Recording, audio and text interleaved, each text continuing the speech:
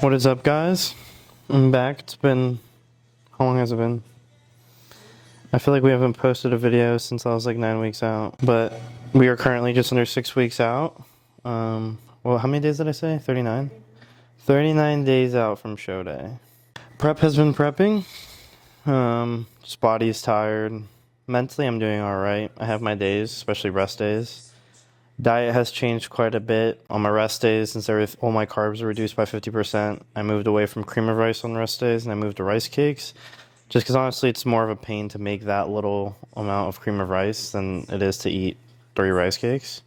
So that switched. Everything else is the same, still eating the same foods, just rice has been pulled from meals. So I have one meal that got rice fully removed from it, and it's just beef and green beans, and then the rest are 120 grams, and then one 100-gram meal, which is my third meal. But yeah, everything's going smooth. Weight's coming down. I was a new load today of 202.4, so that's nice, especially with how much time we have left. Last time around, I was about 206 the night before the show, or the night before check-ins. So doing a lot better. A lot leaner, too. Let's see, what's new? I recently just signed with Controlled Insanity. If you follow me on Instagram, you'll see I've been posting them a lot. Use code Tron. We just had the cool drop for the stealth packs. It was like the red, chrome, and white beaters, along with the lightweight pump covers, which are insanely good material. Super comfy. I just signed with a peptide company, Biolongevity. They have some great stuff. I want to try their MT2 melanotan, and I also want to try oral TB500 because it's really good for your gut. But this is their Instagram here, if you can see that. Code Tron for them as well. We'll save you money at checkout. But yeah, just sign with those two people. I'm grateful for the opportunity. You guys can go support your boy, get some discounts, and support me using my code. Today I'm training upper A. So my split has been kind of the same, upper lower. I just changed little things around depending on what more I need to work on. Now that I'm getting leaner, I can see things I'm either lacking in.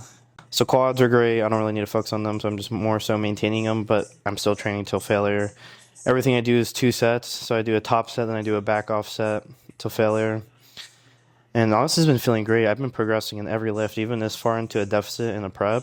Like, my strength is going up, so strength going up doesn't really correlate directly to muscle gain, but it will help me prevent from losing muscle. My main focuses have been chest, lower lats, and glutes. So I've been doing a lot of hip thrusts, and your boy was not used to that. Cardio is still 35 minutes. I don't think I really will need to go up above that, to be honest. Yeah, that's pretty much it, man. Just doing the same thing day after day, and I can't believe we're already under 6 weeks out. It's crazy. It's flying by. Besides bodybuilding, this past weekend, finally got to go see The Weeknd, which I bought those tickets for my birthday as like an early birthday gift to myself. Hannah and I went to Detroit yesterday. Amazing show. Not gonna lie, I'm not the biggest Playboi Carti fan, and seeing him live, it's just a lot of screaming. The only words I understood were Fiend, Stand Up, Detroit, and Millie Rock. That's the only things I understood that man say. But The Weeknd was goated. Like, that was phenomenal. I had a couple of friends that went to the show last night, and they got to see him perform House of Balloons, which I was kind of salty about because that's my favorite song of all time. But yeah, man, so now the only thing I got looking forward to right now is just the show, which I'm super stoked for and excited for. And things are moving smoothly. I'm trying to bring a whole new level of conditioning compared to last time. And I'm just trying to be my best. Like, I need to give myself a little bit more credit than I do. I'll look at myself and I'm like, oh, I look like shit. But it's just body dysmorphia, and you gotta like acknowledge that you're giving your all and give yourself some credit where you're due. But also, I'm a very highly competitive person. Like, some people say they're competitive, but then they're not really competitive, if that makes sense. Like, when I say I'm competitive, I compare myself to where I want to be in the end. And my goal is to be at the Olympia competing against the top guys. So that's like my standard, is like Olympia level conditioning, Olympia symmetry. So that's my end goal. That's what I'm pushing for, man. But yeah, gonna go work out here soon. Just had my pre-workout meal. But all right, I'll catch you guys later. Just giving you a quick update.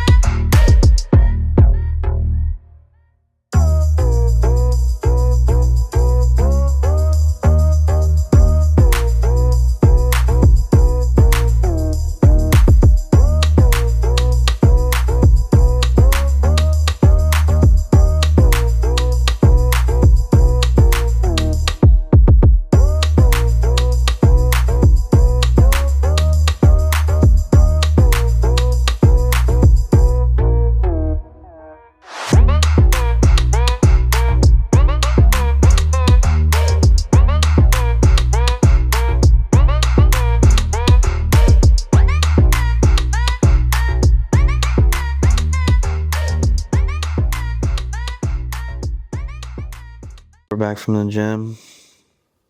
We've been back from the gym for a while. It's the next day. Did that posing that Hannah recorded. Got the photos from my phone here. I don't know if you can see.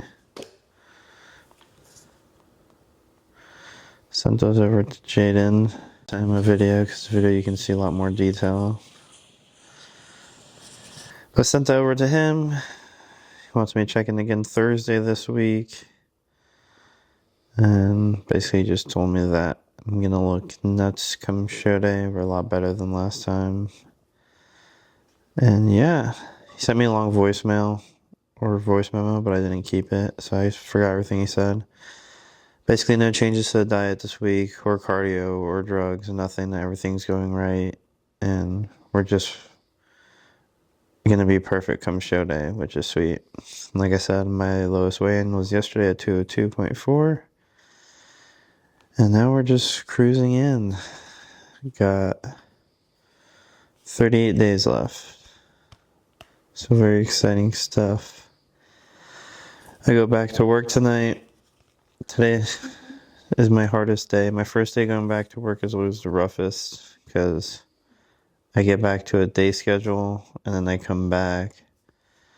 So like today I slept from 10:30 p.m.? Yeah. 10:30 p.m. and I took 100 milligrams of trazodone and 10 milligrams of melatonin so I can get some deep sleep. And I slept till about 10 a.m., 10:30. So plenty of sleep, most I ever get, especially this far deep into prep. It is caused by drugging myself, but sometimes it's what you need. But it's just the toughest because unless I go back and take a nap today, I will be awake till when I get home at 8:30 tomorrow. So almost 24 hours, so it's hard to flip. I can deal with the mental side of that. It's honestly not that bad. I've done multiple times in college and in my lifespan where I've stayed awake for 30 plus hours. Making 6 meals last for 24 hours when you're in prep is the hard part. Yes, sleep is important for recovery. It's important for fat burning. It's important for your mental health.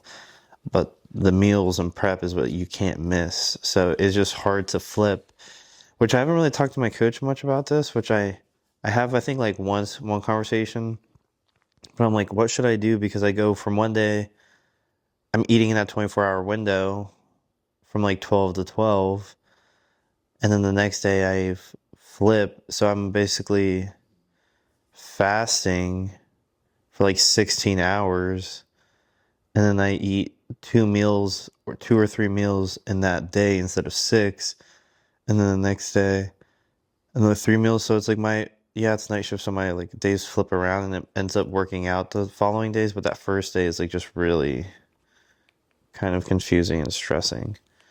Especially when you're this deep into prep, you're very hungry. So okay, I'm going to try to last until 11 a.m. or noon to eat my first meal when your last meal was at 9:30 p.m. or 10:30 p.m. It's a long time to go fasting. Today, I try to wait my longest. I ate at 11, so I'm going to go train here in 30 minutes. And then I'm going to come home. I'm going to try to nap. And if I don't nap, I'll just cook all my food and get ready for work. And I'll hold off on my second meal for as long as I can.